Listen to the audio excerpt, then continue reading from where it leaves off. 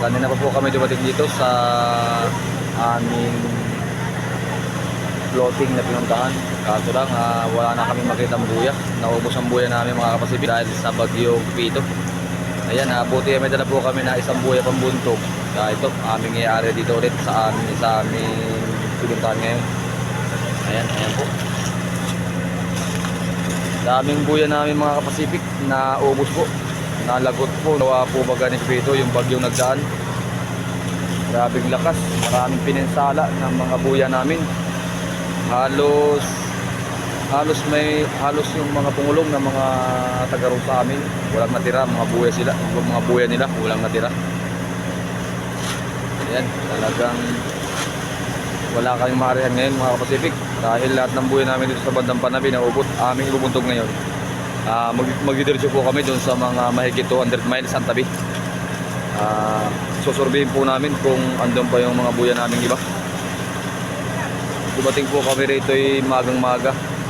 Maghapon kaming naghahanap ng buya. Wala kaming nakita kahit isa. Nalagot na lahat po mga kapasipik.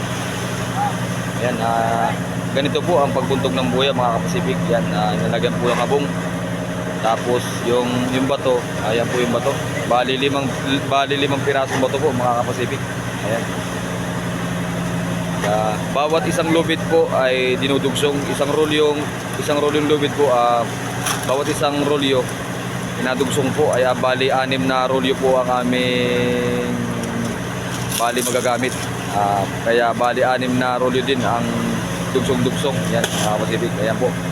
Dinudugsong ng mga kasamahan ko sa Pacific. Ayan. Ayan, medyo malon-alon pa po mga Pacific. Talagang wala kaming nakita kahit isang payaw, kahit isang buya, wala.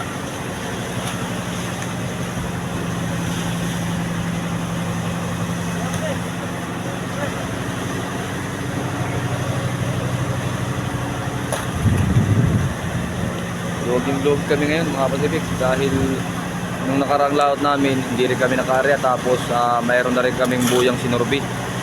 Talagang maganda ang laman ng dalawang buya namin na area sana ngayon, kaso lang talagang nadali ni Bagyong Pipito. Talagang nalagot. Ayan, napalubog na po ang araw.